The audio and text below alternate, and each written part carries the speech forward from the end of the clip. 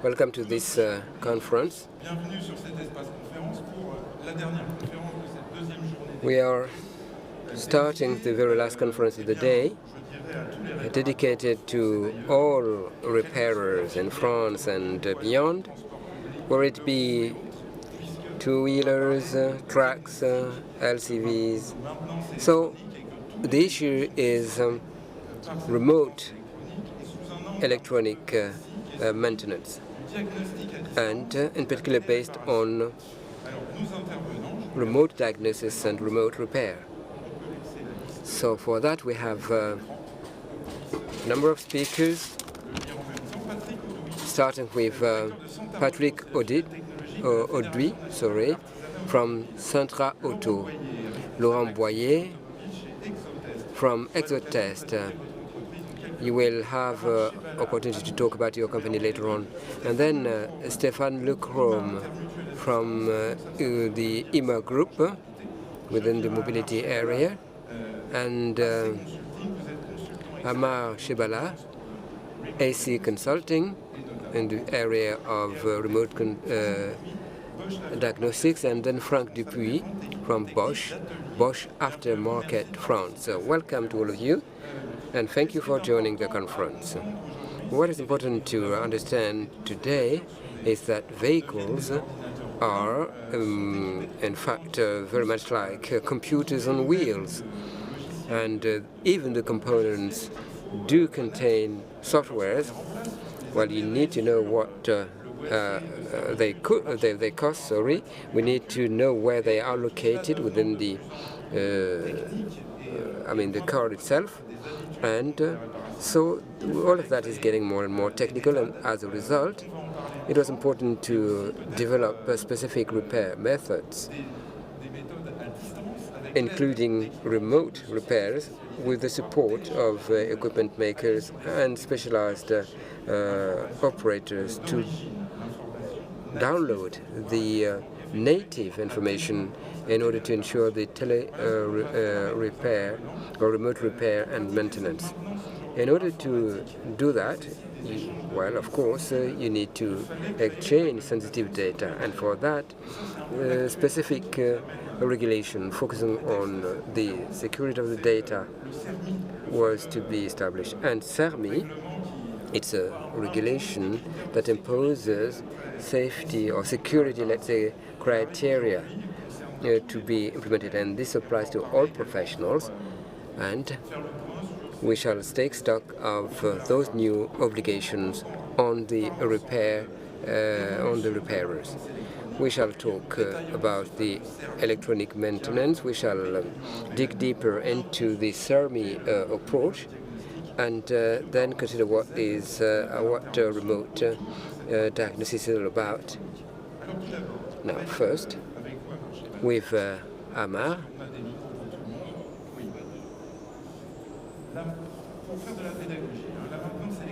Electronic maintenance has been evolving. We can start from the fact that since 2013, thanks to a protocol known as J235, you can download information for telecoding or the upgrade of software. So, well, can you tell us a little bit about the outstanding points? Well, 2013, that's in fact the end of the process. In fact, the process itself started in 2007, with the Euro 5. On top of the limitation to emissions, there was an obligation for the manufacturer to give access to the technical data, including the repair and maintenance technical data, and all this was linked to pollution, but not just pollution, but mainly pollution. Euro 5, in fact, opened access to everything except for data linked to the vehicle security, like key coding, because that was a security feature. In the regulation, it was specified that our profession had to find a way to open access to this data. And during the Automotive Forum, that led to the establishment of SERMI. SERMI is an association, in fact, combining manufacturers and the independent operators. By independent operators, I mean the repairers, body workshops, and also spare part distributors. So safety or security was necessary, and the association's mission was to draft the procedures that have been established and publicized, then finalized in 2014. But between 2007 and 2014, this procedure has never been implemented at a European scale. It existed, but not implemented.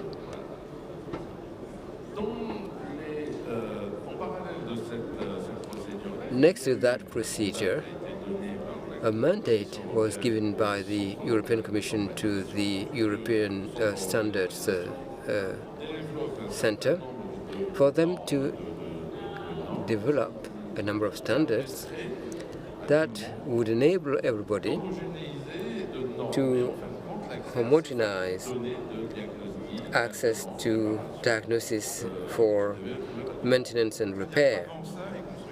So that means that, in fact, before that, manufacturers were getting organized in isolation.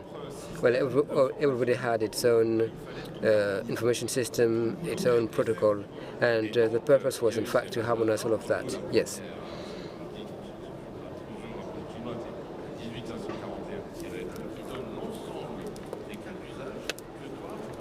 Well, in fact, the 501-4, in fact, indicated the functions that can be accessed. Repair and maintenance information, all of that according to specific standards. For example, would it be the oil filter or other types of parts? It's codified.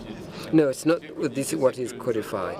What is codified is that I have to have access to the repair information, like the parts and the information related to the weight. Would have to replace the oil filters, and the same for, let's say, the tire pressure required. So the vehicle's definition, including its component, all those usage cases are covered. Access to online diagnosis, access to the reprogramming of the ECUs, access to the telecoding of the different components, while for each of these there is a specific access, including the upgrading. So in those usage cases, access to technical information for the technical data producers, and also for those vehicles that have been transformed. All that information existed from the beginning anyway, so implemented with the very first standards, and with time there has been a second wave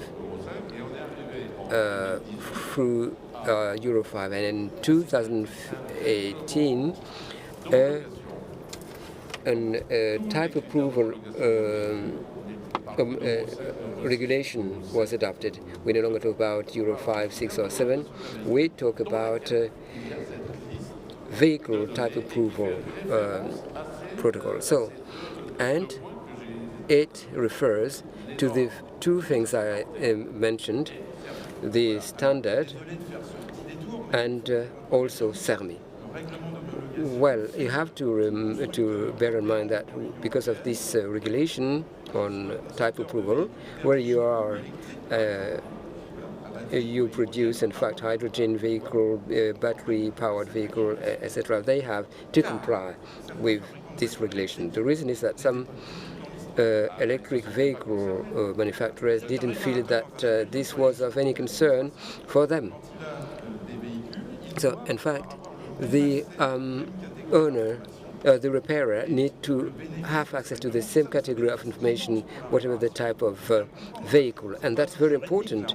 It's not just a legal consideration, it's really operational.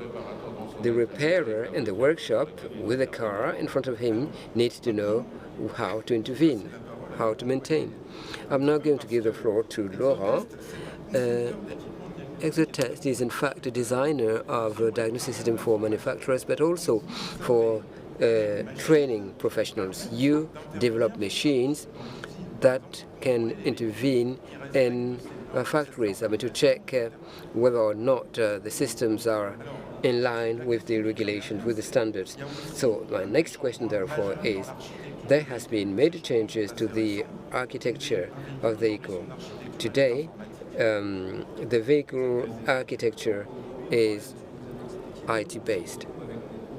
Well, indeed, we have been facing major changes, and with the diagnostics over Internet protocol, and there have been, the automation, including the driverless vehicle, so autonomous vehicle, and all of that requires more security features, including the ECU's information from human being to the ECU, and conversely. So therefore, it was important for equipment manufacturers to go even further.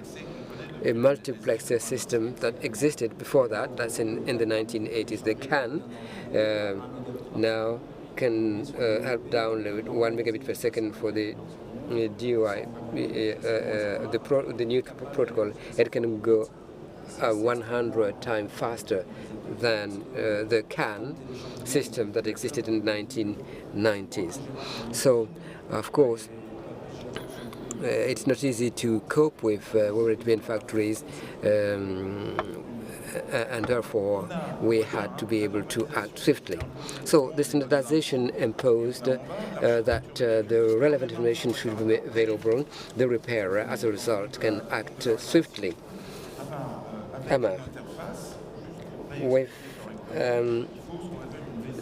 the interface, you have to VCI, which is in fact an communication interface, vehicle communication interface. You need diagnostics tool for diagnostics, and it helps you to analyze what's wrong with the vehicle. The VCI would in fact, via that interface, would organize the proper communication protocol or the tunneling of the information to inject the part of the software that is needed in order to update the ECU or the calculators in the vehicle. So, in fact, all of the car manufacturers today make available these technical data because the regulations require it. They commercialize this technical data. So, what the Data Act, I like to separate things. The Data Act gives access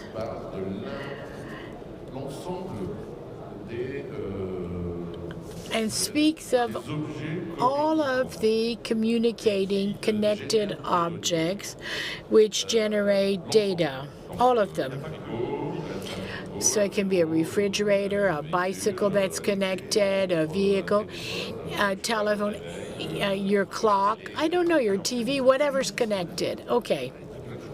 And what does it say, the Data Act? As far as the automobile is concerned, it says some interesting things. It says that we should be able to have access to data, but it's very vague in the wording. It is not in itself sufficiently explicit. I would say that the Data Act is generic, too generic to bring sufficient clarity of what must be done in the auto sector. The automobile is quite complex, and in fact we should have a specific Data Act for the automobile. And it will come out one day, but it is necessary. Third essential subject. What professional can access the data? On the car manufacturer side, you have to have access. Here, we were talking about the SERMI, which is being implemented at the European level. And Bosch Aftermarket France, can you explain what this is, how it concerns all of the repair activity and all of the equipment suppliers so this is a single European number which will give one single identification number to all of the partners for downloading. So here we're talking of the workshop technician, the workshop itself, that is to say the company, but also the equipment supplier who will do remote diagnosis. If we wanted to look at the screen, the SERMI is an accreditation approval system for access to the safety-related repair servicing, in the sense that it cannot be stolen. It's security in the English sense of the word. So the entire profession is in fact going to be covered by this. Yes, indeed. These are information modules for Europe. In this year, the various bodies were not ready for this. Some of the Nordic countries have already started implementing this. Now, are people already using SERMI, certain groups, car manufacturers, etc.?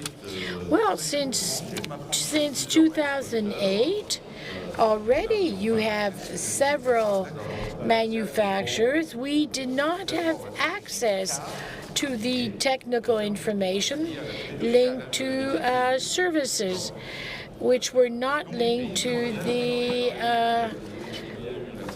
theft protection of the vehicle. Sweden, Denmark, and Finland, for example, were in compliance, and they quickly were accredited. They homologated workshops and garages.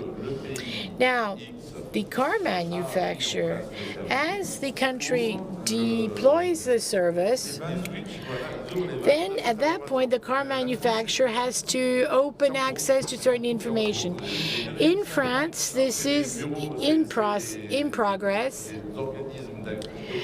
The various homologation bodies like AFNOR, Veritas, etc.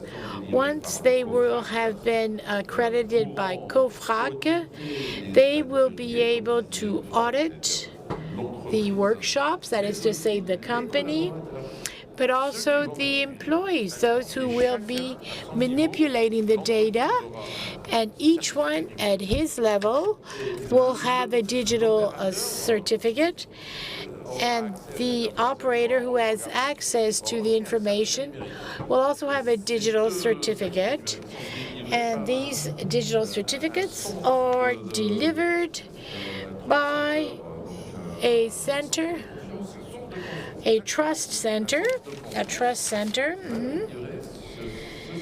which is going to deliver that certificate, this digital certificate, and it will verify that this certificate is verified each time an operator wants to reprogram a feature of the vehicle linked to the anti-theft situation of the car. How long will the digital certificate be valid? Normally for 5 years. Once France will have implemented these this accreditation framework, then we will have a global vision of the digital certificate, the cost of the audit, etc. I think the certificate itself will cost maybe 50 euros. No, we could have thought it might cost several thousand euros. No, it's just a digital certificate, nothing more, you know? It's not made of gold. So the framework is set out. Things are quite clear at the European level and is now being deployed at the country level. Now, do you think that from the point of view of the workshops, do the operators, do they in fact download a lot of software here? Well, despite these open doors are given by the car manufacturers, I must say that few professionals have embarked on this. I would say probably it's estimated that 10 to 15% of the repairs, usually for 1 or 2 brands and usually French brands. We have automobile professionals who are very advanced, who've had access to a lot of manufacturers, but because of their future. But this involves a lot of time, a lot of administrative time, and for some car manufacturers, it's a lengthy effort to obtain the accreditation and access. So what you're saying is that it's complicated to get registered on each side and each car manufacturer. Is there a fear of doing things wrong? I think the main difficulty when you look at the history here, since 2007, we have gone from mechanic to mechanotrician, where people have learned to, in fact, diagnose vehicles with real value. And now we're entering a third universe, which is IT. And for someone who has not been initially trained in professional schools, it really takes a great deal of time. So if we talk about remote diagnostics, well, let's look at a Bosch video here, which lasts a minute and a half. Qu'est-ce qui fait d'un atelier un vrai professionnel? What makes of a workshop a real professional? He always finds a solution, and nothing is an obstacle to him because of the remote system from Bosch. All he has to do is connect the most recent generation system to the vehicle, which connects to the Bosch diagnostic hotline, so as to obtain assistance from the Bosch experts. The workshop can then identify the problem thanks to the visitor portal. You have Bosch experts ready to take up the challenge. The workshop team can speak to the Bosch expert on a real-time basis, and thanks to the User Connect application, thanks to this recent latest generation system, the Bosch expert can take over the control of the vehicle and do the corrections on a remote basis. He can, in fact, activate, replace components while the workshop team is managing other issues. So the problem is remotely solved by the Bosch experts. This rapidly, at a distance, at a lower cost. This is compatible for all of the types of vehicles. This film is quite remarkable. It shows us, and it makes us understand things quite easily, yeah? Only Bosch made the film, so I can show it.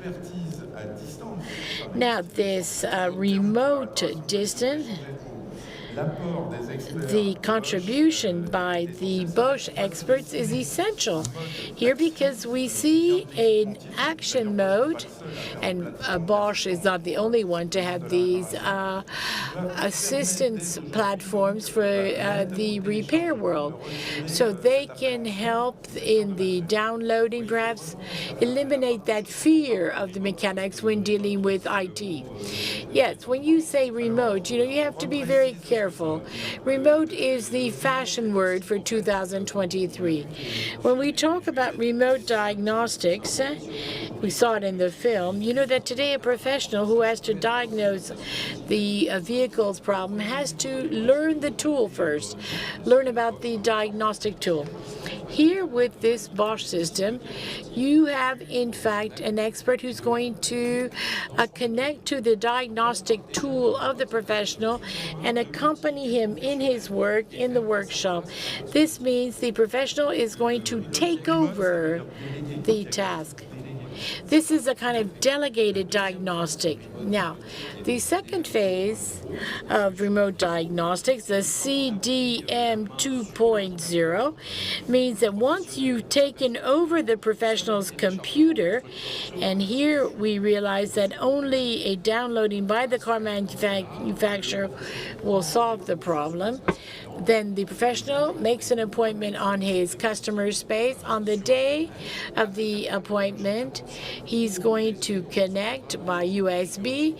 So you're really almost in the car manufacturer configuration.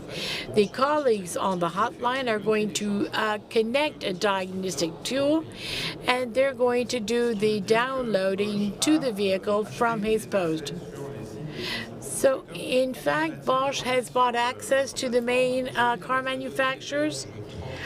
Today, the platform houses 34 car manufacturers. It's not one tool or one subscription per brand. It's multiple tools and multiple accesses. Is this going to increase the cost? Well, this is totally separate from the diagnostic action. We wanted to create highly differentiated offers. We came to realize that some professionals don't even know how to update a computer. So, we have a system which is paper use. You have, something which is going to cost 65 euros on site. The price is decreasing depending on how the professional works. But also, if it's a B2B approach.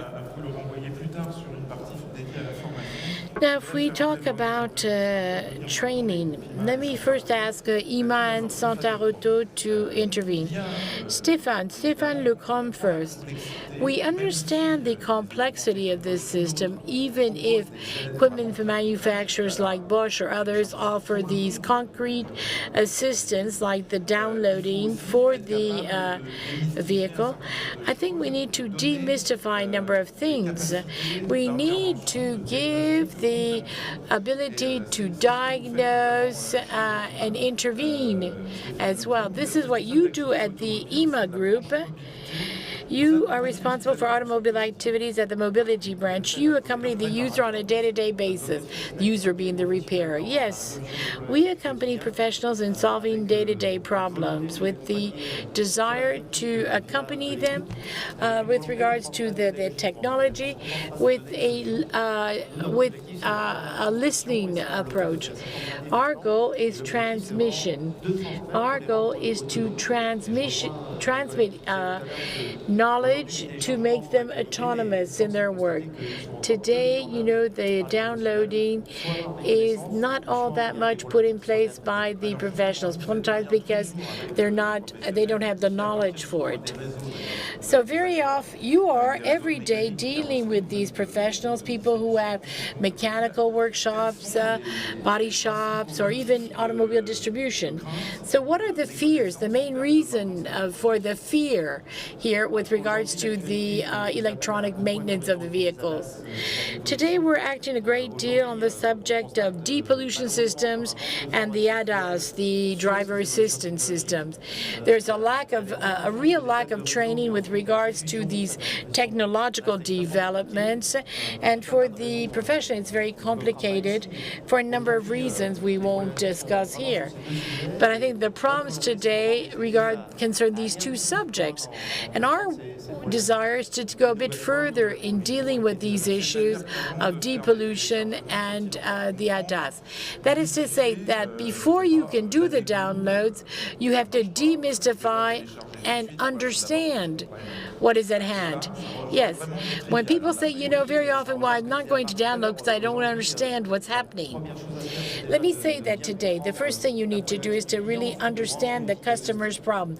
Then to connect the diagnostic tool, correctly interpret what the diagnostic tool tells you so that you can download the solution.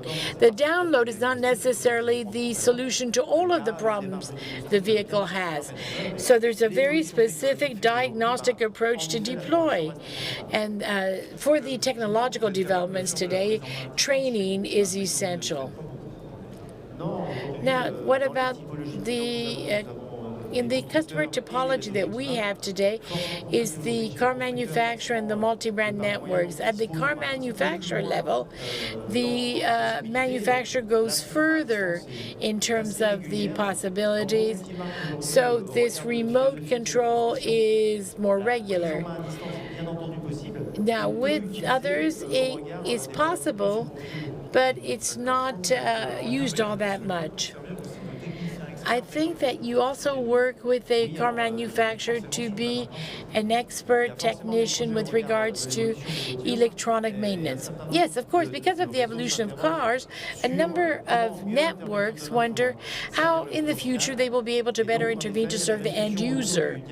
So there is, in fact, a reflection on the remote diagnosis to accelerate the final diagnosis.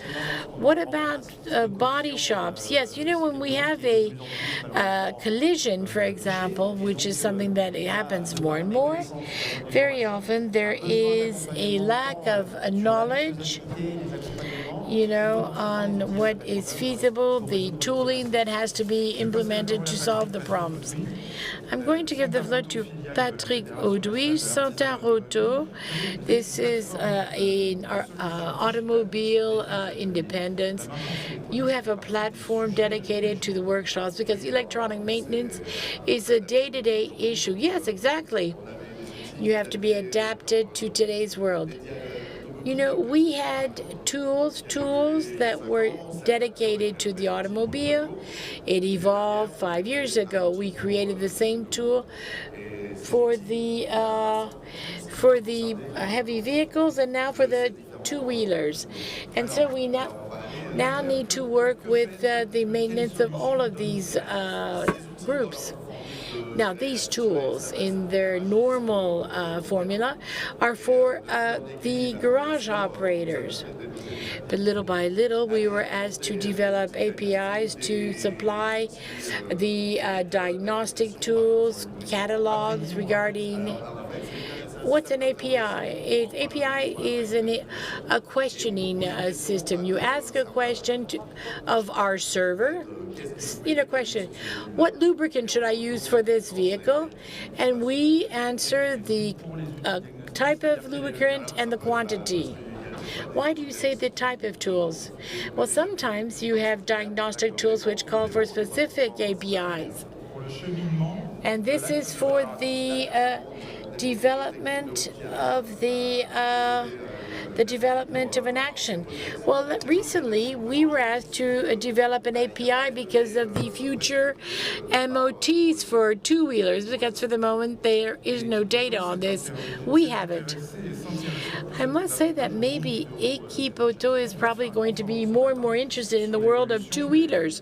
We had a forum on this morning on the whole two-wheeler sector, which is converging with the automobile sector. Yeah, we had felt that. Then you have something else, ADAPTAN. You need to know that these are tools that were constantly updated, dates back to the 1980s. So today you can enter with the registration plate, the license plate. This enables us to look at all of the different problems the vehicle has suffered. With Datacom, well, you have the fault codes, generic fault codes that everyone has, but what's really important is to recover the car manufacturer specific car faults. Car fault codes, excuse me. So this brings us back to EXXOTEST and the question of training. Because today we have all the tools, we have the regulation, we have the access tools, we can download, telecode. So in fact, it's fantastic. We're protected with the best of tools. Of course, this is not a perfect world. You need to keep monitoring things. But these things exist. So training is an essential aspect. You work for the GNFA. How do we work to ensure that the tools be adapted? Well, the objective, you spoke of the diagnostic approach. Well, you need to demystify this.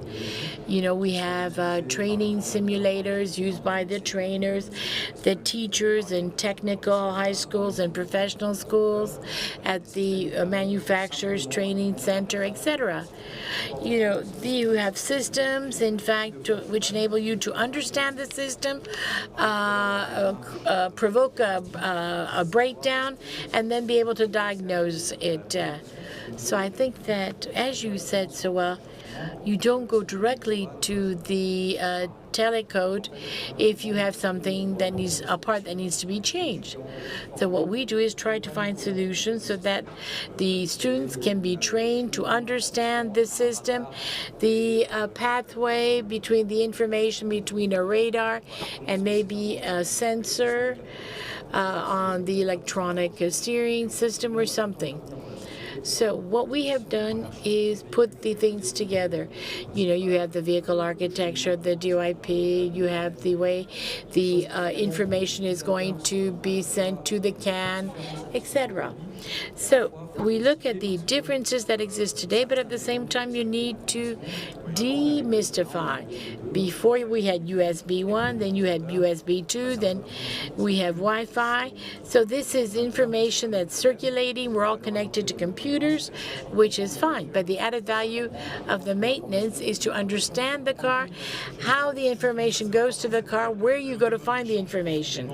In other words, the vehicle is changing in terms of the IT architecture, but the way the Diag works is the same. The technology is different, but the diagnostic approach, once again, has not changed. You're not going to download something if you have a solenoid valve to change, for example. So you're not going to update the calculator if you have to first change a part. So there's that upstream work that has to be done. To go further with the subject, everything that is updates, downloading of updates is clear. But, in the future, you'll have the downloading of functions of the vehicle, for example, infotainment. You can change mapping on a vehicle. I think KTM allows you to change the engine mapping, for example. This could exist in the automobile as well. But as far as infotainment is concerned, you will be able to change things, download things. Now, as far as the repair world is concerned, isn't this likely to make things very complicated if you have vehicles which are reconfigured when you need to intervene because of a breakdown? I don't know if I'm clear or not. I'm going to reduce the scope of your question, maybe.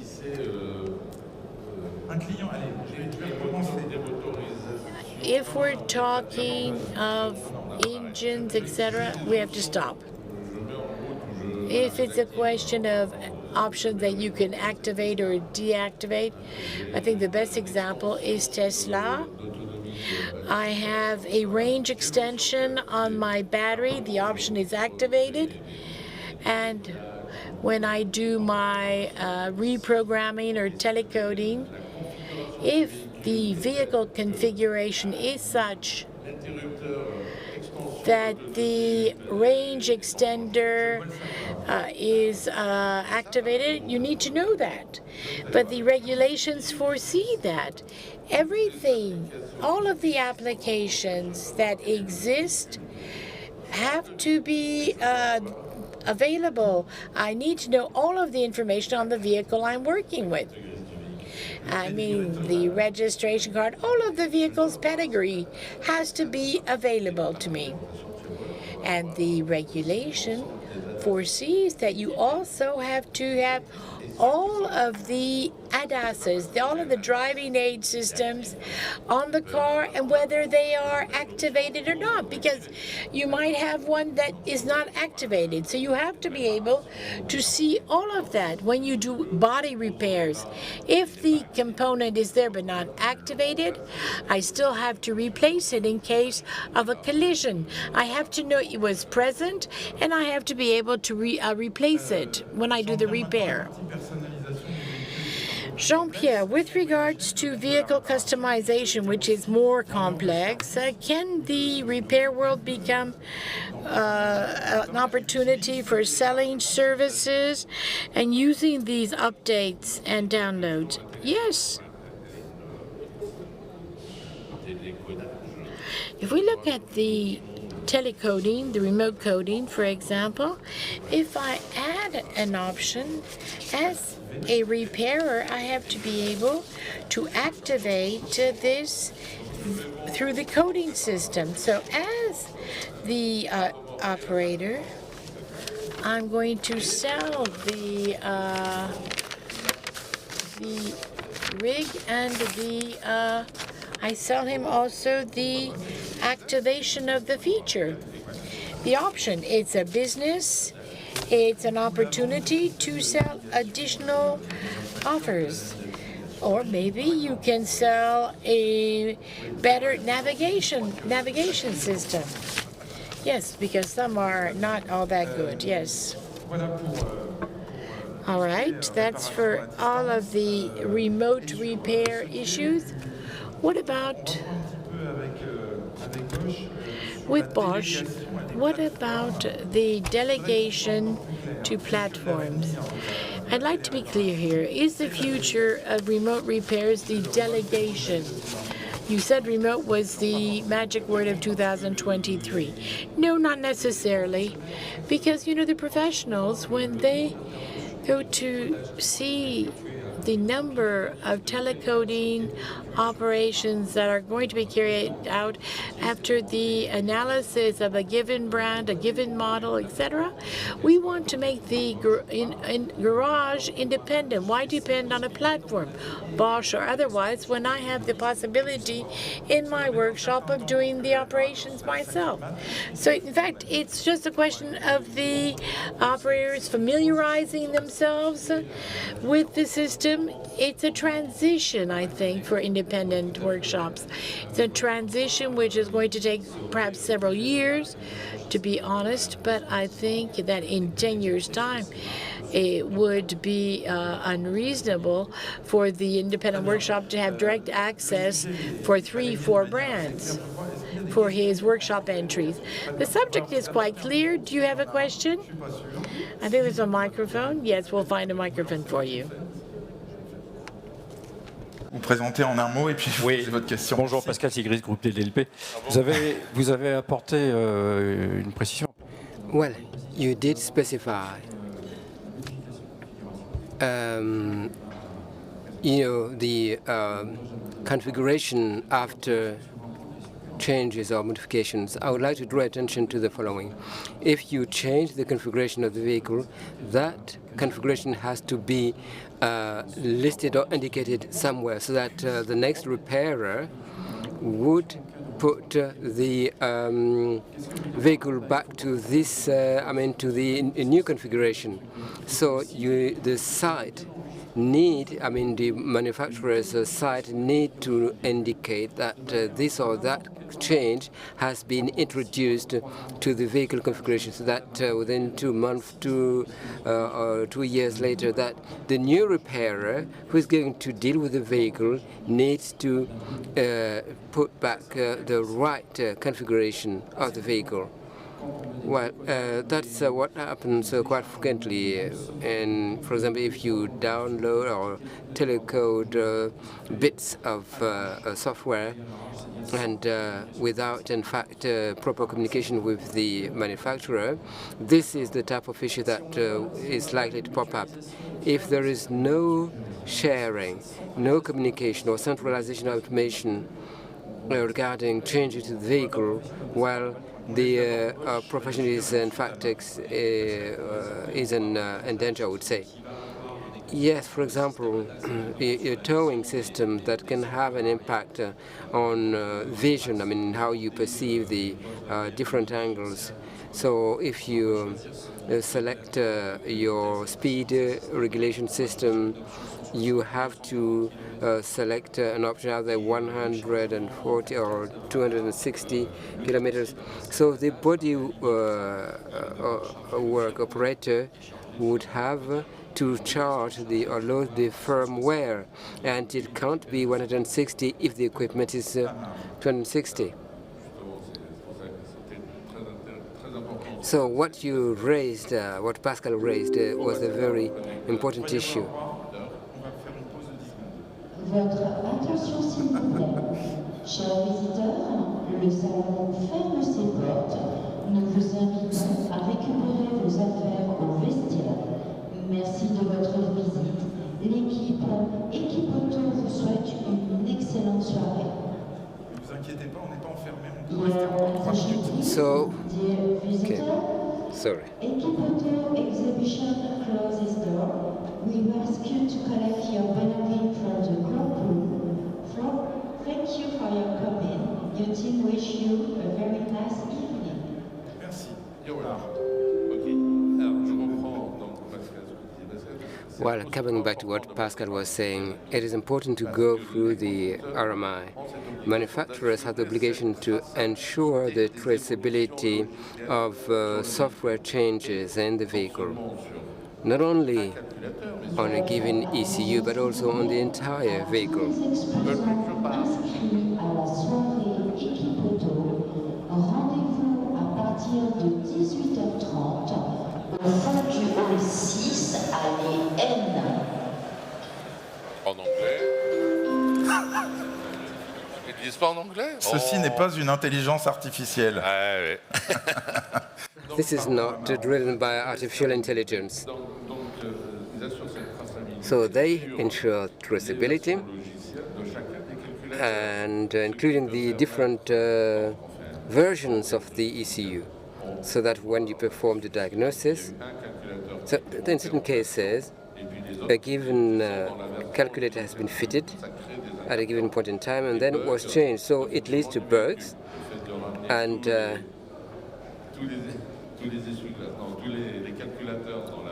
so if all the issues are in the proper version, corresponding to the software, that will help, in fact, get rid of those breakdowns. So again, remember that you have to connect to the manufacturer's